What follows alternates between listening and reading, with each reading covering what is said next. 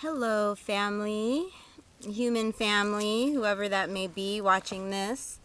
Um, this is Sacred from the Sacred Ascension channel, and I am here transmitting my signal from the Mayan jungle in Chemuyil, Mexico.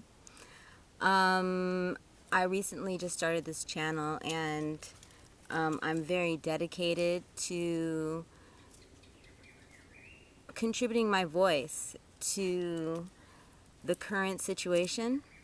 There's so much confusion and craziness right now. 2020 has definitely lived up to what we were expecting. Definitely in the astrological world, we knew it was coming. And so, I've put this off because honestly, I guess it's a matter of self-worth. I definitely know that I have a lot to offer. But in doing it, it's important to me that I'm as authentic as possible. And that's the reason why I'm not putting a lot of energy into, some incredible background in, a studio or something like that. I'm just in nature, which is really indicative of the type of shift that I think a lot of us need to make. It's time for us to unplug from the machine that is now, it's just gone into insanity.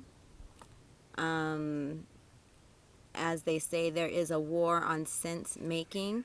So it's like, no matter where you stand right now, if you are researching, if you are really trying to get to the bottom of anything right now, it has the potential of driving you crazy. Anybody, because all of us have been conditioned to believe in our institutions, and so a lot of these things that are being revealed are very shocking, and a lot of these things I've been very aware of. And as far as politics, I dropped all of my belief in the American system in the 90s as a young adult. As soon as I became a young African American woman of age with a family, it was very clear to me. Actually, before I even had a family, it was clear to me. Racism is so embedded in the culture, and there's no way to really address it without getting a backlash. And for me, I realized that I'm not interested in fighting. And so the aim then has to become how to use your own personal will and magic and power to create the world that you truly do believe in. First, you have to release the world that we've been attached to.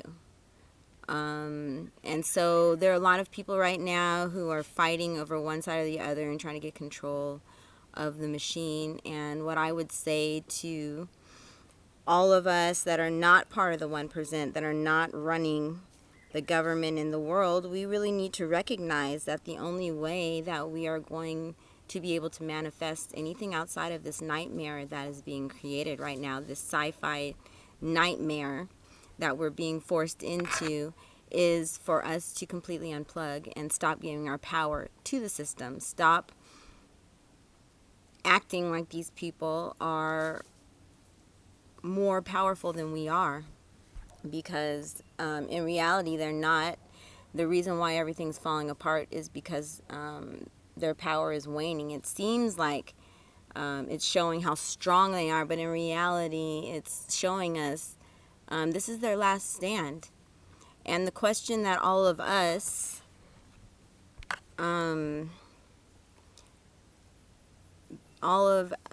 us ascended beings who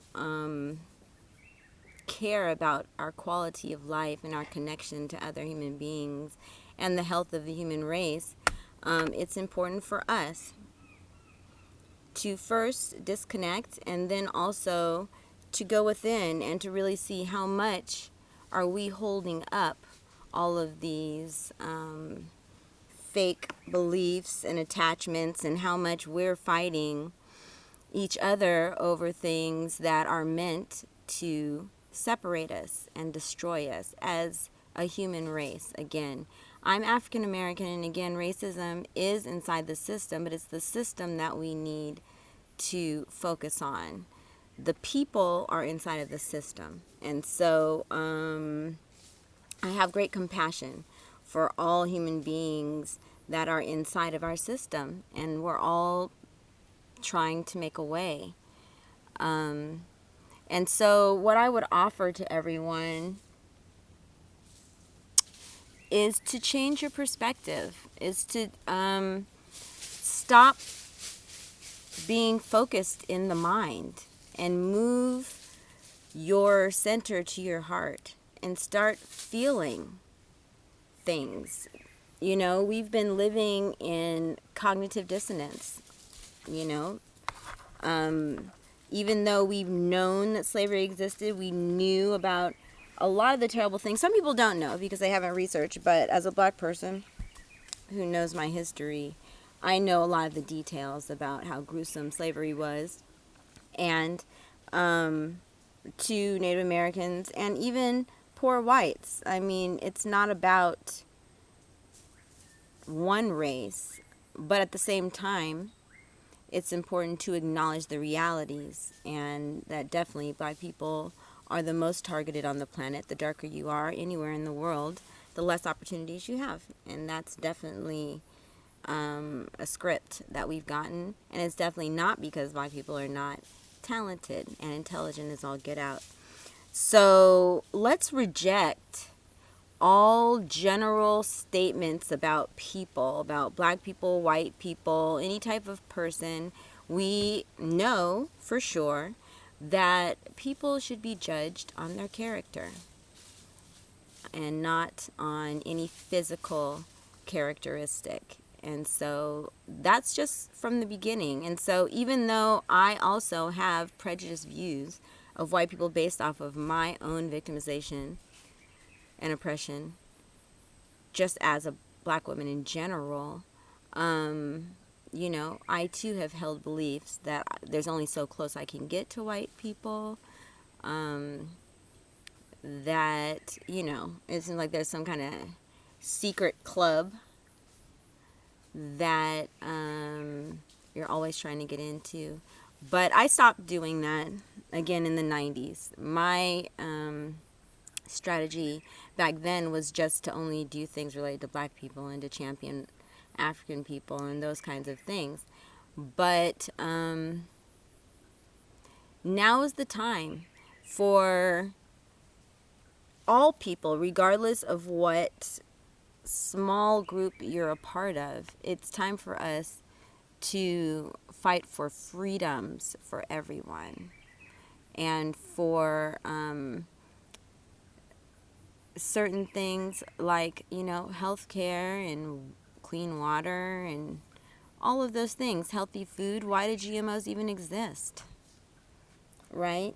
So it's like, what makes it easier for me is to take away all the madness and focus on the world that I want, and then think of what is in the way of that, right?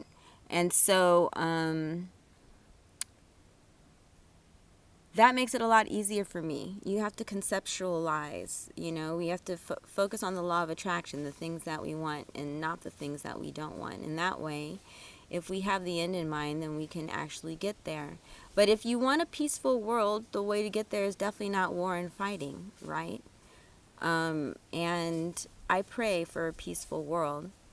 And so the way that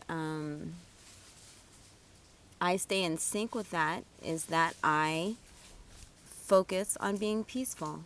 And I mean, I take that to the lowest levels, not just with people, but with all animals, with insects. Like, I don't kill insects anymore, except for mosquitoes, unless it's attacking me or something like that. And I definitely am not interested in attacking another human being at all. I don't see humans as my competition. And so basically, what we're talking about is we're switching a mindset from a patriarchal, misogynistic mindset of competition and power over other and control, externalized power, those things, into internal power, moving things from an internal position, from the inside out. If you want peace, be peace. If you want connection, then be connection. Be the change that you want to see in the world. And one of the changes that I feel that we all need to see is that we need to uplift the divine feminine. I believe that if that became the focus for all human beings on this earth, that is the answer. Because the divine feminine is about nurturing and caring and compassion. And the divine feminine is about taking care of the community, everyone. And the divine feminine is all over the world also oppressed. Very much the same way that black people are. But the divine feminine is in every race. And so it's something that, not speaking from a feminist perspective, because that's not the aim. The aim is, when we talk about the divine feminine, it's not really just raising up women, even though it is to honor women, but it's also to honor anyone who's in that role, in a nurturing role, and to also really uplift men and men who are caretakers and men who are loving, letting that be the way that we see masculinity, and no longer it being, something that overtakes and dominates and forces, but something that can work with the whole, and again, serves and protects in reality, not, just in word, but actually in deed. So, yeah, I am here in the jungle, and for me, looking to nature and looking to the jungle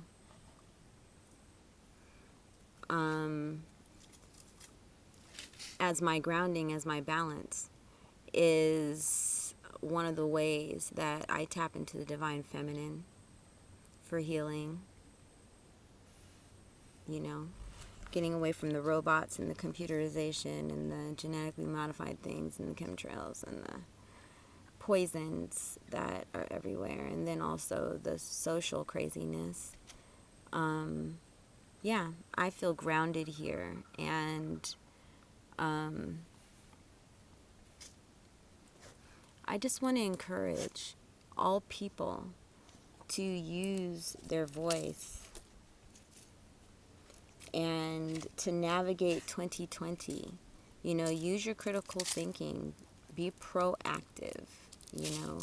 Think about it ahead of time. Don't get triggered.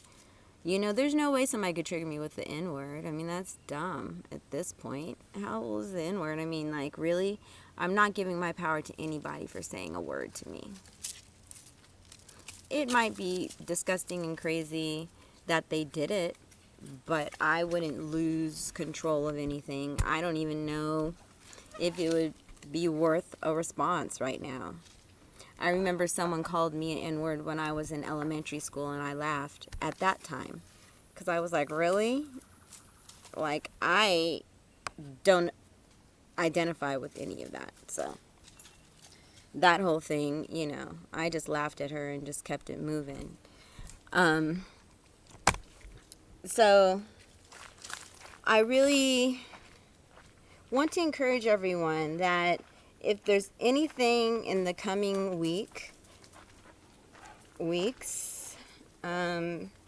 months, during this summer, as we anticipate that there will be, whatever the false flag situation that's coming, whatever controversial fight that's coming our way, the way for the people to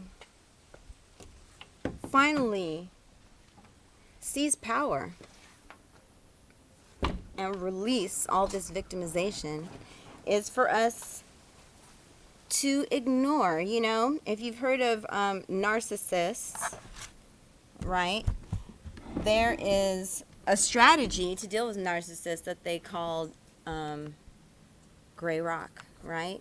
That's what we need to do for the United States. We need to stop giving them our energy, stop tuning into the madness, getting involved in the fights. We just need to turn off everything. I mean, it's okay to be informed on a small way, but, this is our time. And the only way that it's our time is if we claim it as our time. Because if we don't step up now in this moment of history, someone else will claim it as their time, right? It's time for us to gain clarity from the chaos and to commit, to release the attachments to all of the craziness that we've been indoctrinated with.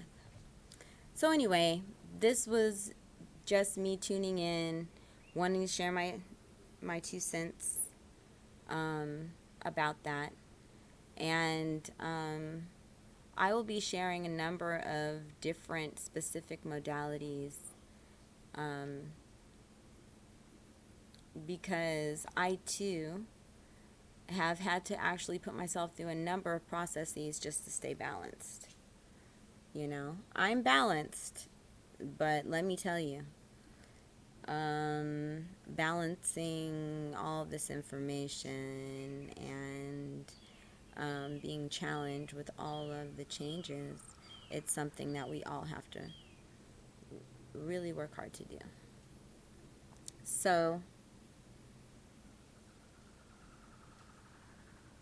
on that note, I'm going to go ahead and sign out here in the jungle, in my sanctuary. And I'm wishing you all love. And that's where we all need to be right now, in the love vibration. So until next time.